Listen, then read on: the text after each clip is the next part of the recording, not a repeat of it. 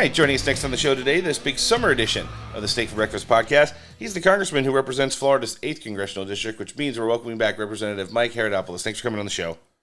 Great to see you, Ron. Thanks for the opportunity. Always a pleasure to host. Listen, want to get started coming out of Father's Day weekend. Big holiday here on the show. Big holiday here for you as well. I saw you posted a wonderful picture of your family online. Listen, let me tell you, it is quite the beautiful family unit you got there. And just want to lead in, starting off our listenership with you giving a little commentary on, Republicans bringing the family back here in America, and under the Trump administration in this session of Congress, really focusing back in on those values that make the American family unit great and how, the importance of things like Father's Day are things we need to start re-highlighting again. Remember the importance of, how things are in the home and how that becomes all, one of the big things that goes into the fabric of American greatness. Well, Ron, I couldn't agree with you more. I was incredibly blessed. I had two wonderful parents where I woke up every day knowing I was loved. We try to do the same thing for our three kids, and it's just such a blessing. And it's something that is really that shapes not only the individual's life, but what really shaped America. Today we have so many broken families, and we see the influence of the internet, etc. It's a really challenging time, and too many people are trying to replace the family with government. It just doesn't work that way, and you need that family unit is so important to be there in the challenging times in your life, not just the happy times. And my wife Stephanie, as you know, is the acting Surgeon General of the United States, and we're doing public service now. But our number one goal is making sure our kids did well, and it's one of the reasons I left politics for a period of time to make sure we did raise our family, and our kids are now on the right path. Our daughter's working in Florida, our son's in the Air Force, and our youngest daughter's in college, and they're all thriving. And we love spending time together, and is because we really focused on that the last few years, and it's what I was blessed with, and we want to provide that same real foundation, which is so important as we grow up. No, it certainly is. And you mentioned some of the major accomplishments that both you as an elected official and your wife as a public servant has got. And talk about how setting that example for your children has led to so much success in your family unit. I think I may be guilty of this as early when I grew up. Is it, yeah, kids listen, but more importantly, they watch. And it's their eyes that really tell the story. You might tell them something, but are you doing something? And it's the same thing with elected official. It's one thing to say you're going to do something. It's another thing to actually act on it. And that's what we try to really teach our kids, that it's your actions that really define you, especially when you say one thing and do another, you're in a bad situation. And so it's so vital that all of us in society act and not just talk. And so that's really the telling point of it all. And it's been fun watching the kids grow up. They had their moments like I did growing up, but they stayed out of trouble, and they always were looking to do the right thing. And that's all you can ask for young kids in this generation. And I would just close with this on this issue, Roan. I think it's a lot harder to grow up today. Sure. I think the cell phone's an amazing device. You and I are talking by one right now, but it's also a very destructive device as well if you're not careful. And as they face challenges, which I never had to, with you have the emerging countries of China and India, and unlike the Soviet Union in my day, these are capitalistic nations, or at least they're trying to be capitalistic, much different technologies and competition. And so we stay close to them, and we're always trying to support them, because that's, again, my wife and I were both blessed with growing up. So it's vital, and I'm glad you're talking about this during Father's Day. I lost my dad a few years ago, and it was a real loss, because he was always that rock for me, along with my mom, and it's something that so many kids don't have, that blessing, and that's why we need to do everything we can to empower the family in these challenging times. That's an excellent point you make, especially about the kids watching. And I'll close out and jump into our next topic by saying this. My kids used to see the things that me and my wife had to go through, the struggles to keep our family together, to work really hard to provide for them. And now that they're both older, not as old as yours, my kids are both entering their teenage years right now, they do understand a lot more and appreciate the fact of the sacrifices that we've made for them to provide a nice life. And I've seen it play out in them excelling in sports, excelling in school, things like that, etc. And if you really do, put that care and pour it into your own house, you're going to reap the results of a really good family like we've both had the opportunity to enjoy, obviously, in our lives here.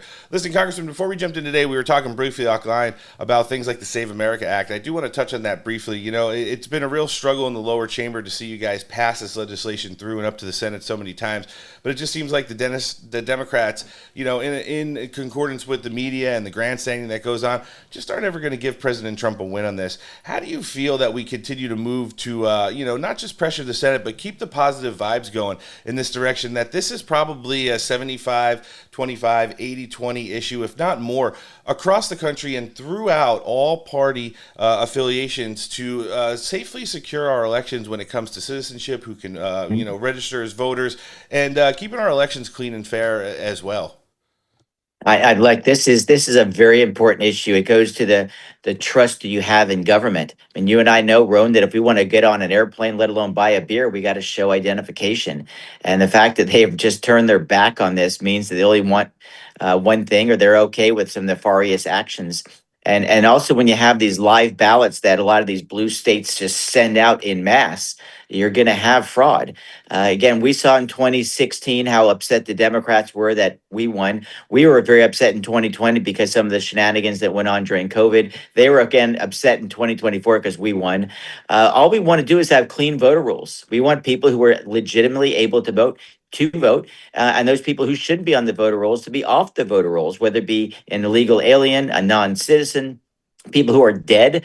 I mean, it's the Democrats won't even clean their rolls off, and again, it undercuts the fabric of what is our democratic form of government, and now they're playing games in the Senate to prevent a vote. And I'll just add this, if I could, Roan. I'm a U.S. history teacher, been at the college level for a long time, and I really believe in the filibuster. But the filibuster is not designed to completely stop a vote. It's designed to delay a vote so the minority party has the ability to articulate their position. Mm-hmm. What they've done by denying a vote is literally denying an election, because when you don't get a vote on something, the status quo stays in place. And so this is what the Democrats are doing, obstructing the ability for us to have a common sense vote. We've given them an exhaustive opportunity to tell their side of the story. And as you put it perfectly, this is 75-80% issue, maybe even more, of the idea that people actually should be American citizens. And they should, of course, have to show an ID in order to vote. Yep. You need an ID to get into the Barack Obama Presidential Library. They also like to extend those arguments to elections now, hoping to flip the party in power and be able to get their way too. I saw recently, coming out of, like, let's just say UFC 250 at the White House, the beautification process continue as we, hurtle towards America's birthday here, 250th celebration on July 4th. To see the activists come out and continue to do property destruction, burning the 8645 or 8647 in the grass, to continue to vandalize things like the reflecting pool, which has just had a major overhaul, etc. Just petty is it at this point to see these people come out and not have any kind of argument that, makes sense politically, but just want to go out and kind of continue to sow dissent and chaos in the light of, not just House Republicans, but the government pretty much in its entirety, looking to, I hate to be cliche about it, make things like DC great again. Well, look, if you're putting that thing on the lawn or destroying some of our great monuments, it's just deranged. There's no other way to put it. There's no justification for doing the nasty things they're doing to our American hallmarks, and trying to embarrass the president any way possible, including cutting up the basin. It just shows how deranged these people are, and that the hatred is so blinding that they can't see what reality is anymore. I've tried to talk to some of these people, and you see that their mind is just lost, and they think whatever Donald Trump is for, even if it's so pro-American, they will be against, just because they have a deranged hatred of him. Look, I know we didn't always see eye to eye with Biden or Obama, but we never destroyed public property. We never firebombed courthouse buildings, and it's really it's sick what's happening today. And so it's just deranged, and I hope that we can hold on to the majority. And I can tell you, as a person who lives in DC now for almost 2 years after I got elected, is so different being out at night. When you have these National Guardsmen, you feel safe again. When you go to Union Station, you don't see a bunch of crazies. You see these amazing, beautiful marble structures that were put in by Republicans and Democrats alike, and beautifying our amazing national capital and our capital city. So I hope that these people eventually can see the light that just because you disagree doesn't mean you have to be disagreeable or destructive in the same manner. You know, when you mentioned the National Guard, I know the Sunshine State's National Guard is well represented up in the nation's capital right now. Talk about the component of them being there, just how the whole, essence of being around the Capitol throughout the days when people are looking at all of the monuments and touring a great part of our nation's history, up through the nights, and how much safer and secure it is compared to, let's just say, when you first got to Congress almost 2 years ago.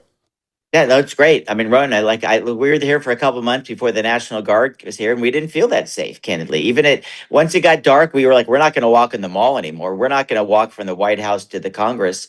Now I feel absolutely safe doing those exact same things because the Guard is out there. And I always make it a point whenever I see them to say thank you. I know they're sacrificing a lot to be there. I've actually had some of the Florida Guardsmen in my office, and we served them lunch. Oh, that's We awesome. wanted to get to know them a bit. It just shows again their willingness to serve this country, and I'm so grateful. And with a son in the military myself, he's in the Air Force. You really gain even more appreciation for it. And look at the murder rate. Look at the crime rate in Washington drop. Uh, to the negative. I mean, almost zero murders since this has taken place. The bad guys are finally afraid instead of the people who are just abiding by the law. And again, it's a transformative situation. It's not only a more beautiful place to operate because they're cleaning up some of these old monuments, but you also just feel safer. And the bad guys are on the run, and you're seeing that in different countries around the world finally, where you know what, a very very small percentage of the population are criminals, Sure. and when you target them, the criminal class, the repeat offenders, we need to finally say, you know what, enough is enough, because people just want to live in peace, and this small element has really destroyed a lot of great neighborhoods, and the feeling that you need when you walk around not only this town but your hometown, that you have the ability to walk free without feeling your life is in jeopardy or your property's in jeopardy. No, it's the truth. Now, listen, Congressman, we've seen House Republicans also at the forefront of the push to keep and rebuild America's military, make it at the forefront of, being the example of what warfighting is really all about. After successful military operations against both Venezuela and Iran throughout the course of this year, in addition to the combat that we're seeing in international waters and in maritime activities against the cartels who are continuing to try and push drugs into this country as well, how important has it been to be in the party that leads and keeps America at the forefront of the world's defensive capabilities? Well, look, the best way to prevent a war is through strength. And peace through strength is what Ronald Reagan talked about. We recognize that reality, and we have exhibited our firepower first in Venezuela, which is an amazing endeavor. And of course, more recently, destroying the Iranians' ability to project power by putting their navy in the bottom of the sea, destroying their entire air force. The only thing they have left are drones.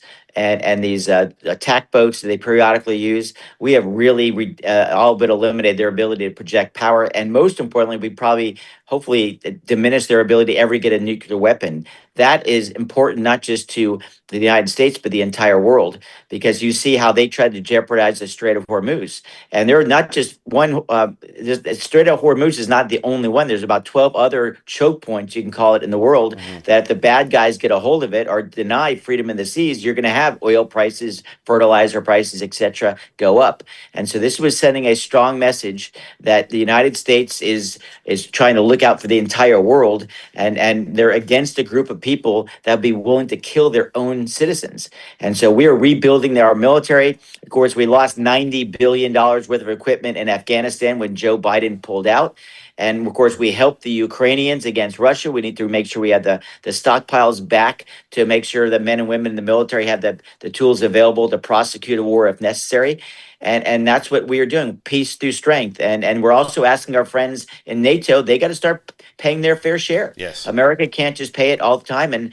And that's imperative operation as well, especially when they denied us the ability to go over their airspace in Spain.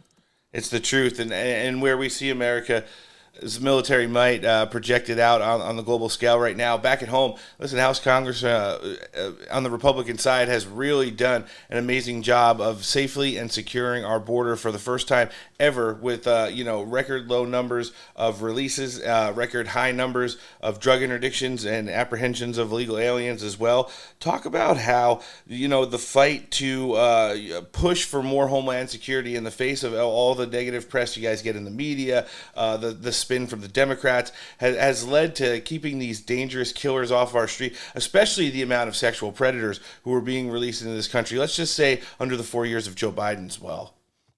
Well, to your point, this is the lowest murder rate since 1900. I mean, again, the number one responsibility of the government is to protect your life and property. We are finally doing that. The bad guys are going to stay behind bars. Now, it's a challenge when you're in sanctuary cities, and we're finally kind of making our move there. But the bottom line is that's the responsibility of government. And so when you do that, you instill confidence within the public. Again, it's something that a lot of us take for granted, but in some communities you can't.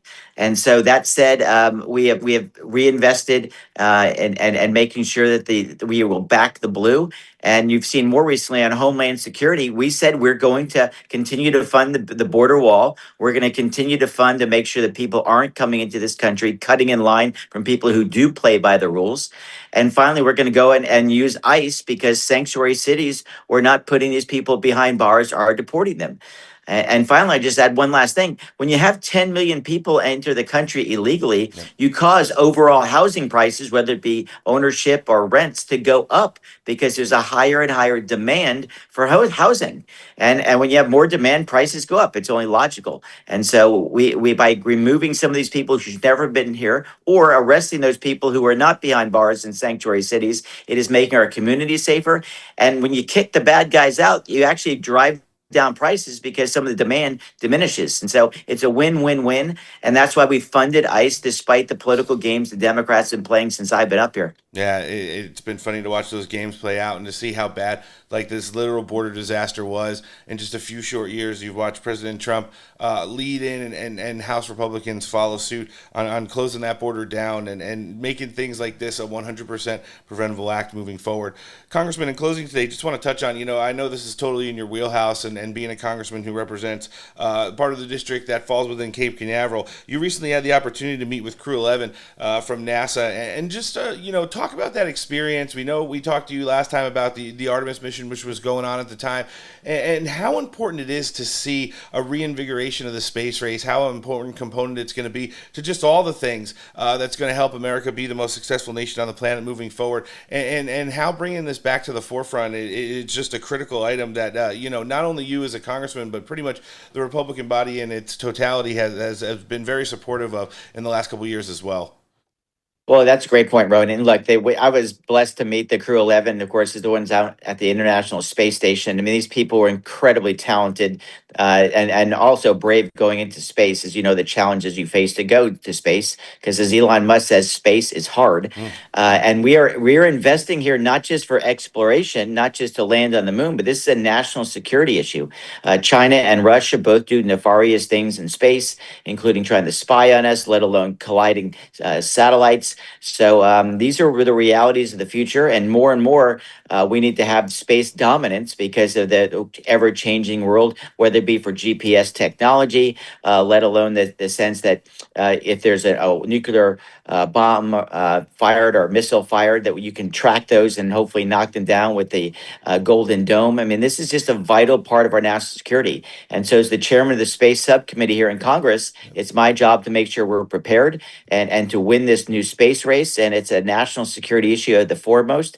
And it's also creating incredible commerce and opportunity. My community is booming right now because of companies like SpaceX, Blue Origin, and ULA, and just a litany of companies that have come in and created the jobs of the future for not just college graduates, but also high school graduates who get certified in different programs. So this economy is booming, as evidenced by SpaceX $1.75 trillion valuation. It just shows the future, in my opinion, will be in space. We are investing heavily in the space race again. You invested heavily in this interview today. Congressman, always a pleasure having you on the show. We've got everything live linked in our show description today, including a link to your congressional website. We can get our listenership to check out and sign up for your newsletter and see all the great things you're doing, not just on the Hill, but in district as well. Tell us some of the places you're active on social media. We could live link those too. Well, we are, of course, on all platforms. We want to make sure people know exactly what's going on, how I vote, whether you agree with me or not. People deserve to know. And so you can see us on Facebook, on our official page, Rep Haridopolos. You can go to my Twitter page, which is also Rep Haridopolos, and even Instagram now. It's just, again, we want people to know what's going on in Washington. After all, it's their money. And Ron, I can't thank you enough for what you do every day to get people educated and allow people to have these kind of candid conversations about the future of the country. Might not be the interview we deserved, but it's definitely the one we needed here on the show today. This is the congressman who represents Florida's 8th Congressional District, Mike Haridopolos. Thanks for joining us on the show today, sir. Have a great rest of your week, and we'll see you again soon.